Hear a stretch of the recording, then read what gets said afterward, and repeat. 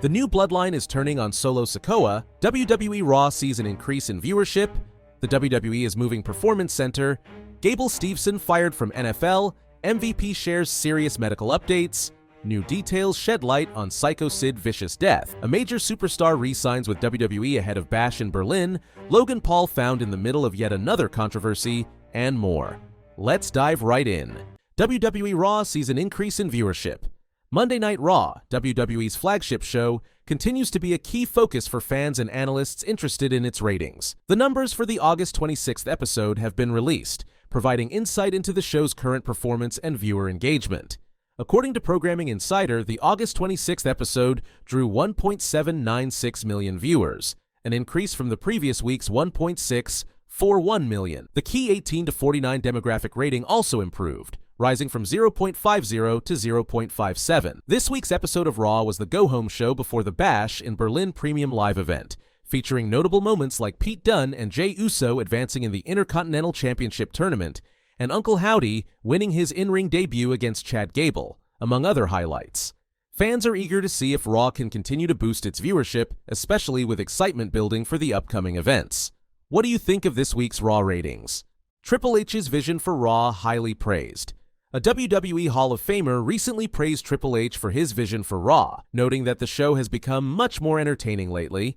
After Vince McMahon's resignation earlier this year, Triple H took on a more significant role in the promotion, bringing his creative touch to the forefront. Speaking on Busted Open Radio, Bully Ray, also known as Bubba Ray Dudley, shared his thoughts on the recent edition of WWE RAW. He mentioned that the show used to feel cookie-cutter, and his co-host, Dave LaGreca, would often fall asleep while watching. However, Bully Ray pointed out that things have changed under Triple H's leadership, with Raw now keeping them engaged and entertained. How many times did you fall asleep, Dave?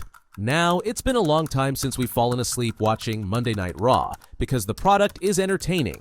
They're keeping us on our toes, the different camera shots, the different way they're presenting characters, the matches, yada yada. Everything seems to be working right now, he said. Last night's episode of WWE RAW, broadcast live from Rhode Island, was the final show for the Red brand before the Bash in Berlin event this Saturday. The WWE is moving Performance Center. WWE NXT has always been based in Orlando, whether at the WWE Performance Center or Full Sail Arena, making the Florida area closely associated with the brand and its local tours, often called the Coconut Loop. However, it seems a big change might be on the horizon. With the NXT brand constantly evolving alongside the pro wrestling landscape and big events like No Mercy scheduled for September 1st, WWE appears to be planning a new chapter for NXT. According to WrestleVotes, WWE's Performance Center is set to move from its longtime home in Orlando to a new location out west, with Las Vegas being the new destination. According to a source, there was an all-employee meeting today at WWE HQ in Stamford, hosted by Mark Shapiro. I'm told the biggest news to come out of the meeting is that the WWE Performance Center will be moving to Las Vegas in the near future, the UFC's headquarters being in Las Vegas, combined with NXT's use of the Apex for events like NXT Battleground, hints at a closer relationship between WWE and the area. Shawn Michaels has even hinted at future involvement with Las Vegas.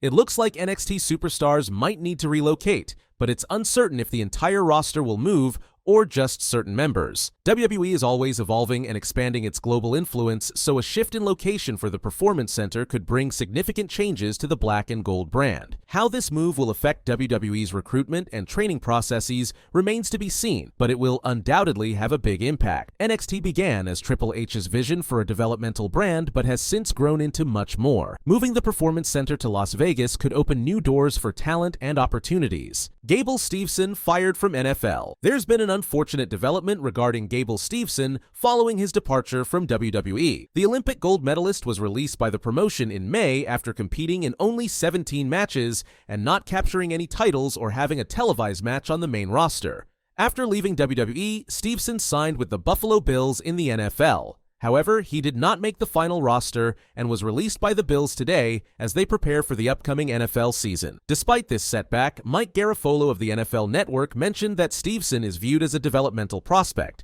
so this may not be the end of his football career. Steveson signed with WWE in 2021, making his debut introduction by Stephanie McMahon at WrestleMania 38. His only televised WWE match was a double count out against Baron Corbin at NXT Great American Bash 2023. Fellow Olympian and WWE superstar Chad Gable, the leader of the American-made faction, which includes the Creed brothers and Ivy Nile, recently spoke highly of Steveson. In a recent interview with Gorilla Position, Chad Gable noted that Steveson, at 24 years old, may have struggled with showing emotion in the ring as he is used to relying on his athletic abilities. As Steveson navigates this transitional period, his background as a standout athlete leaves the door open for future opportunities, both in football and possibly back in the wrestling ring. I don't know if that's what it was that for him, because the physical part of it, I can't imagine that was a problem for him. He's a freak athlete in like the next level sense of the word, so hopefully whatever he decides to transition into, football, I hope he does very well, but for some people, amateurs, athletes, and other sportsperson, they find out it's not for them, Gable said. Gable Steveson's brother, Damon Kemp, has also left WWE. It will be interesting to see what the future holds for Gable Steveson and whether he can find success in the NFL. MVP shares serious medical updates.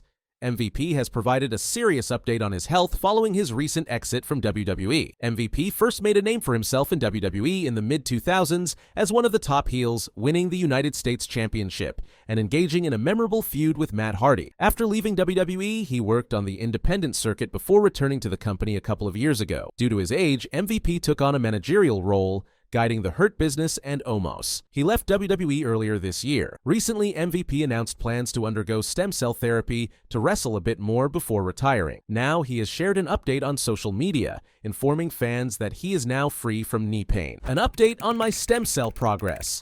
A reg of stem got me pain-free in my knee. Shout out to Jared at _6lack.fit _ my personal trainer. Omos spent a significant amount of time with Montel Vontavious Porter, MVP, during MVP's final days with WWE. As Omos's manager, the former United States champion often traveled with him, creating a close working relationship.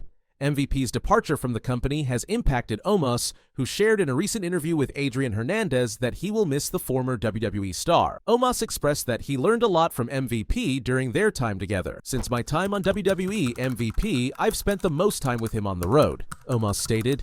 We drove everywhere. 3-4 hours, you name it. It was him and I, hip to hip, so I'm definitely gonna miss him. I think it was time. I think our time that we spent together, I was able to learn a lot from him. New details shed light on Psycho Sid Vicious Death. Psycho Sid Vicious made a significant impact in professional wrestling with his quick rise to fame. Recently, the sad news of Sid's passing has been confirmed. His son, Gunnar Yudi, shared on Facebook that his father passed away after a long battle with cancer. Sid was only 63 years old at the time of his passing. Dear friends and family, I am deeply saddened to share that my father, Sid Yudi, has passed away after battling cancer for several years. He was a man of strength, kindness, and love, and his presence will be greatly missed.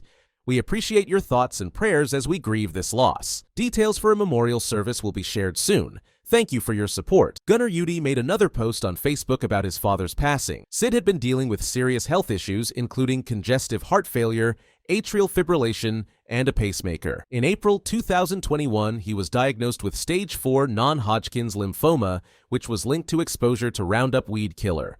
Despite these challenges, Sid remained active, going to the gym, participating in boxing classes, and making appearances for fans. He passed away peacefully in his bed, leaving behind a legacy of strength and resilience. He was known as Psycho Sid Vicious to the world, but to our family, he was simply Popper, the beloved grandfather. Sid was diagnosed with congestive heart failure in 2016 and atrial fibrillation, better known as AFib, around the same time. He was also given a pacemaker.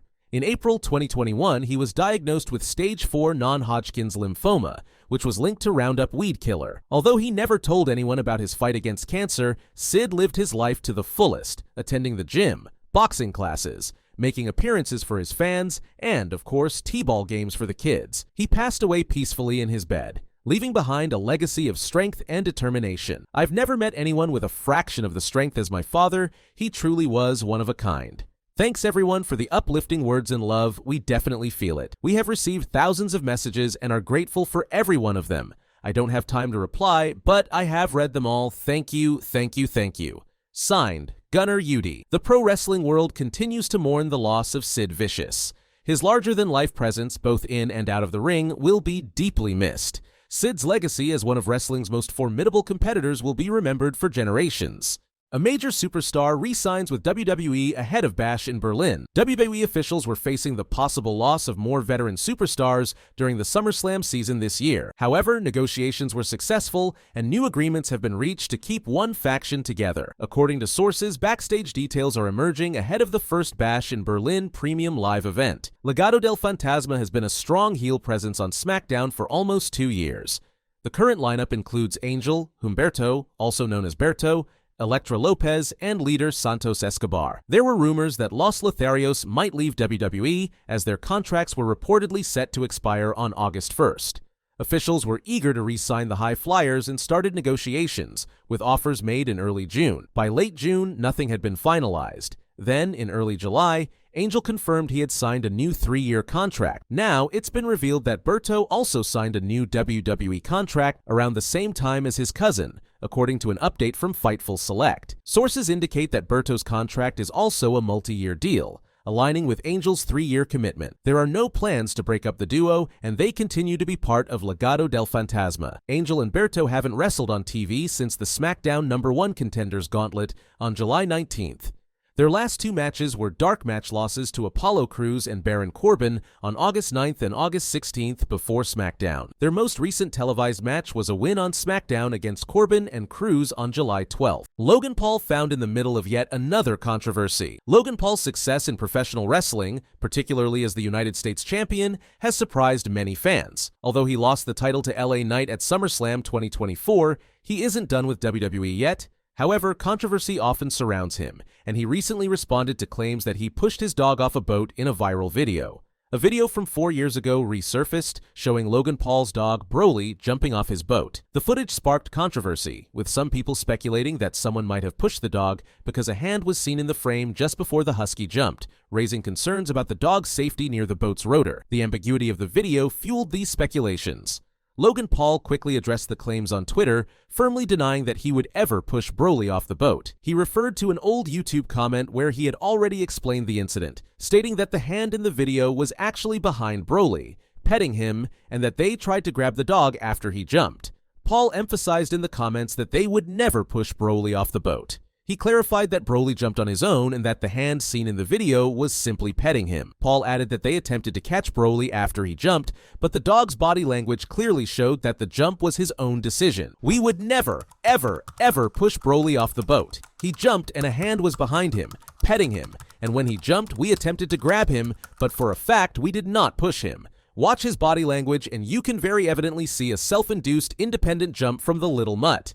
Thanks for coming to my TED Talk." To further clarify, Paul shared slow-motion video showing that the hand was not in contact with Broly before the jump and that the hand reached out to grab him afterward. He also had a scathing message for those who continued to make such claims. 4 years later, and still go F yourselves, Logan Paul tweeted out. During his Backstage Report podcast, Logan Paul was asked whether Logan Paul is getting any heat over that dog video. He echoed Paul's own response as he stated, "Nope." He explained that it was also 4 years ago. This isn't the first time Logan Paul has found himself in trouble lately. His comments about Algerian boxer Imane Khelif being a man sparked a lot of controversy, leading WWE to distance themselves from those remarks as they did not support them. We'll have to wait and see how long Logan Paul stays off WWE television. He certainly has a lot going on, with Prime facing lawsuits and a controversial lawsuit against CoffeeZilla in Texas federal court to avoid anti-slap laws. Stay tuned for more updates on these Logan Paul stories, as there are sure to be more developments. What are your thoughts on Logan Paul's activities outside of WWE? The new Bloodline is turning on Solo Sikoa. The Bloodline's Tama Tonga recently posted a picture on social media featuring his faction mates, but their leader, Solo Sikoa, was noticeably absent. On the August 23rd episode of Friday Night SmackDown, Sikoa officially named Jacob Fatu as his personal enforcer and ordered him to hand over his WWE Tag Team Championship to Tonga Loa. The 32-year-old had won the title with Tama Tonga by defeating DIY the night before SummerSlam. After the segment, the duo, formerly known as Guerrillas of Destiny, successfully defended the titles against the Street Profits. Tama Tonga shared a picture on Instagram featuring himself, Tonga Loa, and Jacob Fatu. Interestingly, this was a rare social media update from him that did not include the Bloodline's tribal chief. Roman Reigns made his much-anticipated return to WWE programming by interfering in Solo Sikoa's title match against Cody Rhodes at SummerSlam. The original tribal chief continued his attack on Sikoa's faction on the following SmackDown. However, the next week, the heel faction managed to turn the tables and take out Reigns. On a recent episode of The Wrestling Mat, former WWE host Matt Camp commented on the Bloodline's brutal attack on Roman Reigns. Camp felt that the attack was necessary, stating that the former undisputed WWE Universal Champion is on a different level from the rest, and having the Bloodline take him down helped to elevate the faction. No one's on Roman Reigns' level, but with what they did to Roman, it put them on a higher level that they need to be on. It's gotta be close to an even playing field, and with Roman as a babyface, that's gotta happen. Would Roman need a finisher here or there in feuds? Of course, he did all that. I'm talking about being laid out, messed up, beaten down. And there may still be people who say, I don't care, I don't believe it, these guys aren't going to keep Roman down. And that's fine. It is an uphill battle, he said. The Solo Sikoa-led group has now taken out the original Bloodline members, Roman Reigns, Jimmy Uso, and Paul Heyman. It's unclear whether the former Shield member will team up with the Usos to take revenge on his former enforcer and his faction.